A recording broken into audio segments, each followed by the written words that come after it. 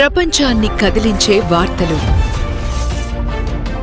నిజాన్ని నేరుగా మీ ముందుకు తీసుకొస్తున్న 2K మీడియా. 19వ డివిజన్ కార్పొరేటర్ అభ్యర్థి కంచనపల్లి అశ్విని కుమార్ గారు ఇక్కడ జనసేన పార్టీ నుంచి బరిలో నిలిచినారు. వారి ప్రచార శైలి ఏ విధంగా ఉందో, ఆ ప్రజల నుంచి ఎలాంటి మద్దతు లభిస్తుందో వారి మాటలను అడిగి తెలుసుకుందాం. నమస్కారం అశ్విని కుమార్ గారు, మీరు జనసేన పార్టీ నుంచి కార్పొరేటర్ అభ్యర్థిగా మీరు బరిలో ఉన్నారు. ప్రజల నుంచి ఎలాంటి స్పందన వస్తుంది? ప్రజలు మీకు ఎలాంటి భరోసాను ఇస్తూ మీ ప్రచారం కొనసాగిస్తున్నారు? ముఖ్యంగా నల్గొండ వాసులందరికీ మరియు 19వ డివిజన్ వాసులందరికీ నా నమస్కారములు. పవన్ కళ్యాణ్ గారి చేతుల మీదుగా బీఫామ్ తీసుకున్న దగ్గర నుంచి ఇప్పటి వరకు నాకు కాలనీ వాసుల నుంచి కానీ నల్గొండ డివిజన్ వాసుల నుంచి కానీ మంచి సపోర్ట్ దొరుకుతుంది నాకు ఇప్పటి వరకు. నేను ముఖ్యంగా ఈ 19వ డివిజన్లో గత 33 సంవత్సరాల నుంచి ఇక్కడే నేను నివసిస్తున్నాను. నేను ఈ కాలనీలో ఉన్న ప్రతి ఒక్క సమస్య మీద నాకు క్షుణ్ణంగా అవగాహన ఉంది. ఈ అవగాహనతోటి కాలనీవాసుల సపోర్ట్ తోటి నేను జనసేన పార్టీ నుంచి బరిలోకి దిగుతున్నాను ఇక్కడికి అభ్యర్థిగా. కాలనీవాసులందరూ ఒక్కసారి నాకు ఒక అవకాశం ఇచ్చి నాకు కూడా సపోర్ట్ చేస్తే నేను ఈ కాలనీలో ఎటువంటి సమస్య ఉన్నా, పెండింగ్లో ఉన్న పనులు కానీ ఇంకా చేయాల్సిన పనుల మీద కానీ దృష్టి సారించి ప్రజల గొంతుకనై, కాలనీవాసుల గొంతుకనై నేను ప్రశ్నించి పనులు చేపించగలుగుతానని చెప్పి, అలాగే కాలనీవాసులందరూ నాకు ఒక అవకాశం ఇవ్వాలని మనవి. గాజు గ్లాసు గుర్తుకి ఖచ్చితంగా అందరూ సహకరించి మీ అమూల్యమైన ఓటును వేసి నాకు సహకరించగలరని మనవి. ఇక్కడ 19వ డివిజన్ లో ఉన్న ప్రధానమైన సమస్యలు ఏమున్నాయి? ఆ సమస్యలపై మీకు ఎలాంటి అవగాహన ఉంది? ప్రజలకు మీరు ఏ విధంగా వారికి సమస్యల పరిష్కారానికి మీ యొక్క చొరవ ఉండబోతుంది అంటారు అశ్విన్ కుమార్ గారు? ముఖ్యంగా కాలనీలో డ్రైనేజ్ వ్యవస్థ అనేది ఇంత ముందుకు లేకుండే. గత ప్రభుత్వం కొన్ని పనులను చేపట్టింది, ఇంకా క్షుణ్ణంగా మొత్తం కాలనీ మొత్తం కూడా కంప్లీట్ అవ్వలేదు. ఇంత ఆ డ్రైనేజ్ వ్యవస్థ కానీ, కుక్కల బెడద కానీ, నెక్స్ట్ దోమల బెడద కానీ, ఇంకా కాలనీలో ఉన్న డ్రైనేజ్ కాకుండా సంబంధించిన వాటర్ సప్లైకి సంబంధించి కానీ, సీసీ రోడ్ల గురించి కానీ, మురుగు కాలువలది డ్రైనేజ్ వ్యవస్థలో భాగం కాబట్టి దానికి సంబంధించింది కానీ, అలాగే కాలనీలో ఓన్లీ ఒక్కటే పార్క్ ఉంది. ఇంత పెద్ద కాలనీలో ఒకటే పార్క్ ఉంది. ఆ పార్క్తో పాటుగా ఇంకా ఇంత పెద్ద కాలనీ 3400 ఓట్లు ఉన్న ఈ కాలనీలో ఇంకొక 2-3 పార్కుల కోసం కానీ, నెక్స్ట్ జిమ్ సెంటర్స్ కానీ, అలాగే మెడికల్ క్యాంప్ కోసం కానీ, ఇంకా కాలనీ వాసులకు ఏదైతే దొంగల బెడద ఉంది మన కాలనీలో, ముఖ్యంగా సరిహద్దులో ఉన్నాం కాబట్టి బైపాస్కి రైల్వే స్టేషన్ దగ్గరలో ఉన్నాం. సీసీ కెమెరాలు అమర్చిర్రు గత ప్రభుత్వం, కానీ ఆ అమర్చడం వరకే ఉన్న పని, తర్వాత దాని మీద శ్రద్ధ లేకుండా వదిలేశారు. వాటి మీద కూడా మేము శ్రద్ధ తీసుకొని ఈ కాలనీలో ఉన్న ఎటువంటి సమస్య అయినా, ప్రజలకి ఉన్న ఎటువంటి సమస్య అయినా నా సమస్యగా తీసుకొని వాళ్ళందరికీ 365 రోజులు అందుబాటులో ఉండి నేను ఎటువంటి పనికైనా భయపడకుండా ముందుకొచ్చి నా గొంతుకని నేను ప్రశ్నించి అడిగి పని చేయించగలుగుతానని నాకు నమ్మకం ఉంది.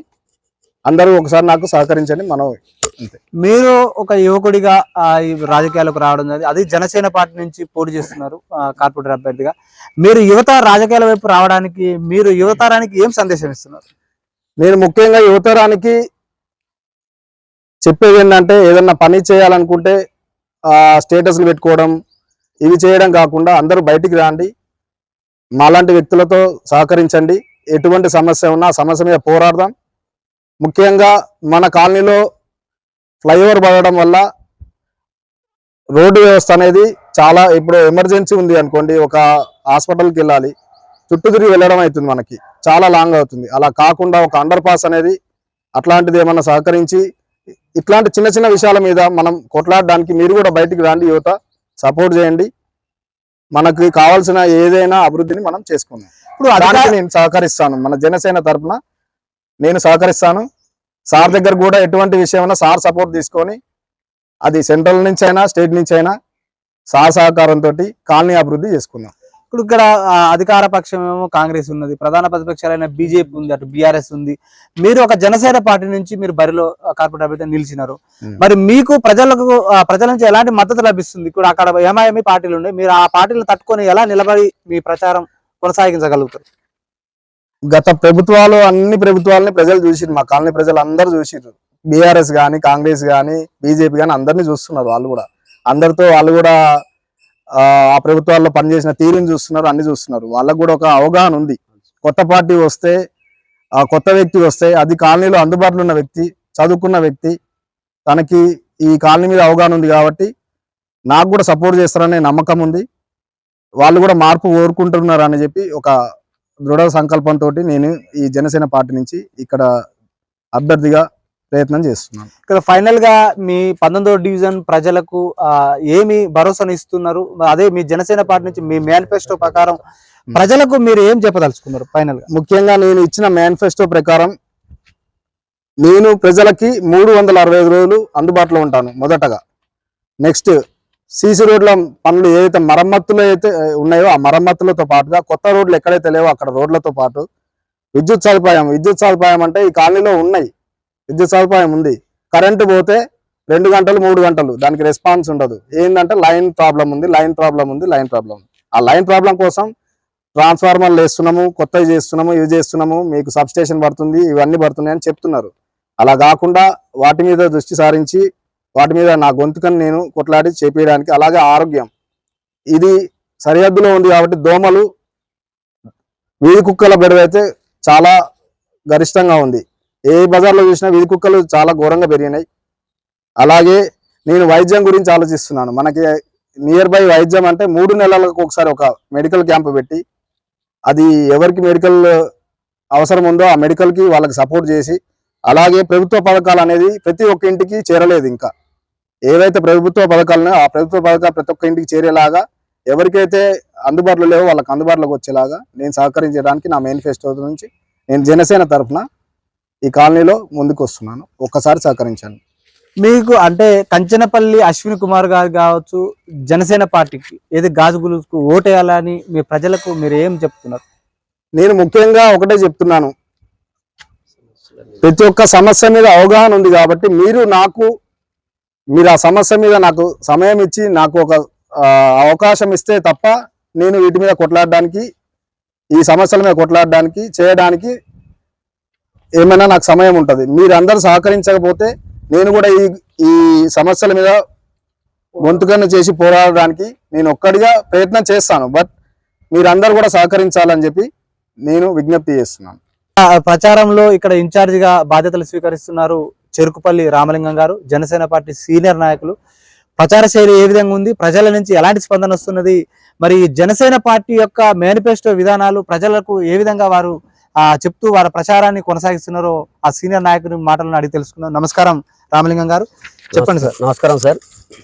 ముందుగా మా నల్గొండ నియోజకవర్గ ప్రజలందరికీ కూడా 2 చేతులు జోడించి మా డిప్యూటీ సీఎం పవన్ కళ్యాణ్ గారి తరపు నుంచి, మా యొక్క స్టేట్ ఇన్ఛార్జి శంకర్ గౌడ్ గారి తరపు నుంచి, జనరల్ సెక్రటరీ రామతాలు రాజలింగం సార్ గురించి, ఉమ్మడి జిల్లా ఇన్ఛార్జ్ అయినటువంటి మా మేకల సతీష్ రెడ్డి గారు, వారందరి తరపు నుంచి కూడా 2 చేతులు ఇచ్చి నమస్కరిస్తూ ఉన్నా జనసేన పార్టీ నుంచి. ముందుగా ఒకటే మేము సమస్య ఏంటంటే, మాకు డిప్యూటీ సీఎం పవన్ కళ్యాణ్ గారు ఆశీస్సులతోటి అలా నల్లగొండ జిల్లాలో మరి మున్సిపల్ కార్పొరేషన్లో సుమారుగా మేము 20 దాకా పోటీ చేయడం జరిగింది. 10 స్థానాల నుంచి బరాబర్గా నిలబడ్డాం. ఖచ్చితంగా 5 సీట్లు గెలుచుకొని ఇలా నల్లగొండ జిల్లా నుంచే మొదలవుతుంది. మా నాయకుడు మాకు ఒకటే సంకల్ప బలం ఇచ్చిండు.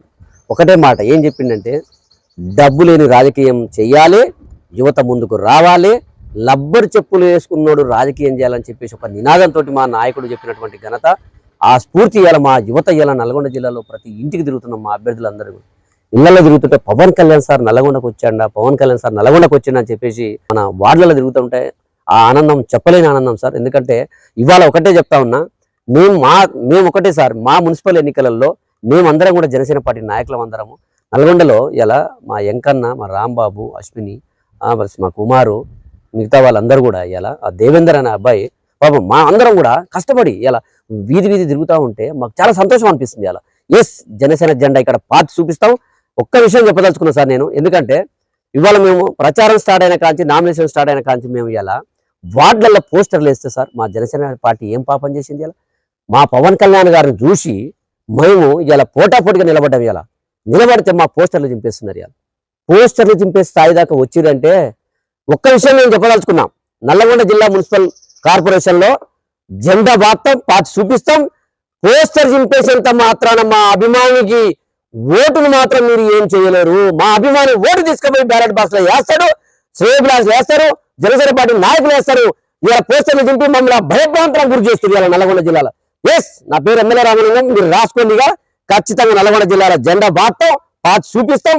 మా యొక్క పవన్ కళ్యాణ్ గారి ఆశీస్సులతోటి, డిప్యూటీ సీఎం గారి ఆశీస్సులతో మేము నిలబడతాం, కలబడతాం, సమస్యల మీద కొట్లాడతాం. ఎస్, ఇలా వీధి లైట్ల కోసం పోరాటం చేసేటువంటి మా అభ్యర్థులు ఇవ్వాలి, సీసీ రోడ్ల కోసం పోరాటం చేసేటువంటి అభ్యర్థులు ఇవ్వాలి. డ్రైనేజ్ వ్యవస్థ చూడండి, ఇవాళ ఒక వాటిలో జరుగుతుంటే పందులు ఉన్నాయి, కుక్కలు ఉన్నాయి. మొన్ననే చూసినాం పోస్టర్లు మొత్తం. సార్ మేము పొద్దుగునాక పోస్టర్లు ఉంటున్నాయి, నైట్ మళ్ళీ పోయి చూసి పొద్దున పోయేస్తే చూసరికి మా పోస్టర్లు ఉంటలేవు. ఏం పాపం చేసింది? భారత రాజ్యాంగం డాక్టర్ బిఆర్ అంబేద్కర్ గారు ఇచ్చినటువంటి స్వేచ్ఛ మాకు లేదా? మేము పోటీ చేసానికి అర్హతలు కాదా? జనసేన పార్టీ అని అడుగుతా ఉన్నా నేను. ఇవాళ ఖచ్చితంగా నిలబడతాం, కలబడతాం, పోటీ చేస్తాం, ఖచ్చితంగా గెలిచి చూపిస్తాం. ఏదైనా కూడా పోస్టర్లు చింపేసేది మీరు మానుకోండి, దయచేసి చెప్తా ఉన్నా, మరీ కూడా రిక్వెస్ట్ చేస్తా ఉన్నా. మా ఓటుని మీరు ఆపలేరు. గ్లాసు గుర్తు ఖచ్చితంగా ఓటు గుద్దుతారు. మా జన సైనికులు, వీర మహిళలు, శ్రేయభిలాషులు చాలా మందికి ఇలా మీరందరూ కూడా ఆశీర్వదించి మాకు నల్గొండ జిల్లాలో పోటీ చేస్తున్నటువంటి మా యొక్క మున్సిపల్ కార్పొరేషన్ అభ్యర్థులందరూ కూడా గ్లాస్ గుర్తుపై ఓటేసి మీరందరూ ఆశీర్వదిస్తారని చెప్పేసి థ్యాంక్ యూ. ఇక్కడ 19వ డివిజన్ కార్పొరేషన్ నుంచి బరిలో దిగినటువంటి కంచనపల్లి అశ్విన్ కుమార్ గారు వారి యొక్క ప్రచార శైలి కూడా ప్రజలకు ఏదైతే సమస్యలు ఉన్నాయో, శుభ్రత విషయంలో కావచ్చు, సీసీ రోడ్లు కావచ్చు, వీధి లైట్లు కావచ్చు, వీటన్నిటి ఎప్పుడు నేను ఎల్లవేళలా ప్రజలకు అందుబాటులో ఉంటాను. అదేవిధంగా సీసీ కెమెరాలు గతంలో నిర్మించారు కానీ దానికి నిర్వహణ బాధ్యత లేదంటారు. ఆ బాధ్యత నేను భుజాల వేసుకొని నిత్యం ఈ కాలనీకి ఏ సమస్య వచ్చినా నా సమస్యగా నేను భావించి ఆ సమస్య పరిష్కారానికి నేను ఎల్లవెల్ల తోడుంటాను. అదేవిధంగా జనసేన పార్టీ గాజు గుర్తుకు అత్యధికంగా ఓటేసి నన్ను గెలిపించాలని కూడా ఆయన కోరుతున్నారు. అదేవిధంగా ఇక్కడ ఏదైతే గతంలో మున్సిపాలిటీ ఉండే ఇప్పుడు నగర కార్పొరేషన్ ఏర్పడ్డది. ఇక్కడ పార్టీలకు అత్యధికంగా కేంద్రం నిధులు ఎక్కువ వచ్చే అవకాశం ఉంది. కేంద్ర ప్రభుత్వం సహకారంతో ఇక్కడ ఏదైతే డిప్యూటీ సీఎం పవన్ కళ్యాణ్ ఆశీర్లతోటి ఎక్కువ నిధులు తీసుకొచ్చి కూడా ఈ వార్డుని ఏదైతే ఆదర్శ డివిజన్ గా తీర్చిదిద్దే కార్యక్రమంలో నేను ముందుంటాను. నాకు ఒక్కసారి అవకాశం ఇవన్నీ కూడా ఇక్కడ వాళ్ళ ప్రచార శైలి కొనసాగుతుంది. మరి మరో అంశంతో మరో డివిజన్ లో మీ ముందుకు వస్తుంది 2K మీడియా.